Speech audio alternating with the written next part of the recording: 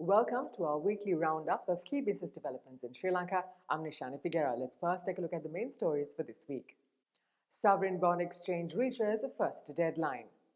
Sri Lanka awaits Hamilton Reserve Bank's response to bond repayment stay order. And Parate execution suspension further extended.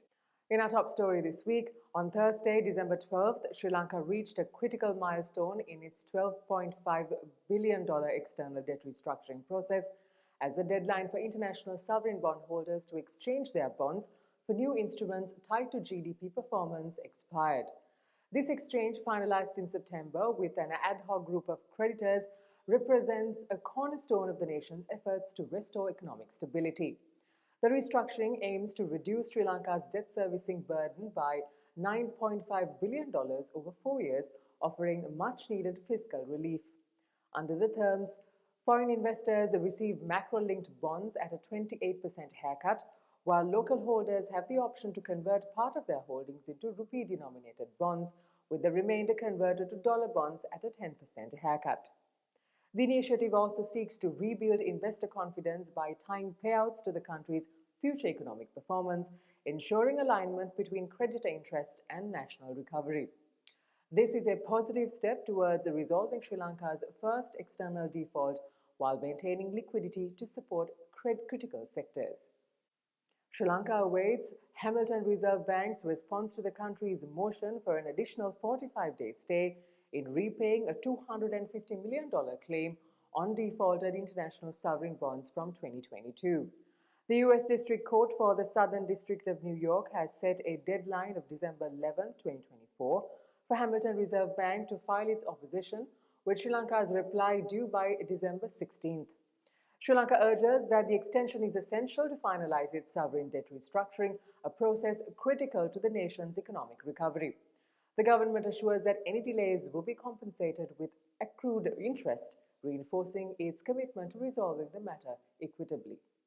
On Tuesday, the Sri Lankan government extended the suspension of Parate executions until 31st of March 2025, providing crucial relief to small and medium enterprises still recovering from economic and financial challenges. Approved by the cabinet, this move gives SMEs additional time to stabilize operations, restructure debts, and sustain employment. Proposed by President Anukumara Dissanayake, the extension reflects a commitment to balancing SME needs with banking sector stability while addressing concerns about rising non-performing loans. The all-share price index of the Colombo Stock Exchange continued its strong performance. Last week, it reached an all-time high, beating the previous mark of 13,460, last seen on the 19th of January 2022. Moody's review of Sri Lanka with a possible ratings upgrade, continuation of the IMF agreement, and interest rates cuts is driving the bourse higher. Banking and plantation sectors gained significantly, which also helped the S&P SL20 index cross the 4,000 mark. The market has gained nearly 2,500 points since the September presidential elections. During the week, average turnover also improved to 3.9 billion rupees from the 3 billion last week.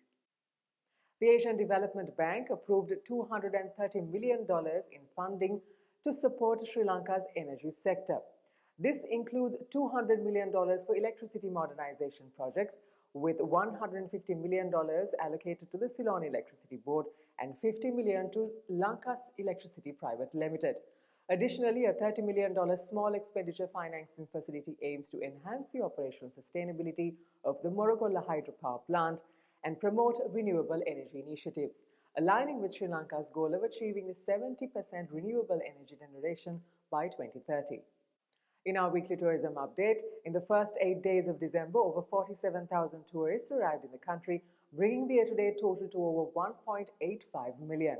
However, daily arrivals fell to 5,897, down from November's 6,139. India was the primary source market, followed by Russia and the United Kingdom. The SLTDA has set an ambitious target of over 230,000 tourist arrivals for December. At the Treasury bill auction held on Wednesday, yields on all maturities fell. Bids amounting to 467 billion rupees were received, of which 206 billion were accepted. The Sri Lankan rupee was unchanged against the US dollar, with the central bank's indicative mid-spot rate ranging around 290.3 rupees. And with that, we wind up for this week. Do subscribe to our YouTube channel at the link below for regular updates on economic and business developments in Sri Lanka. Until we see you again next week, thank you for watching. Stay safe.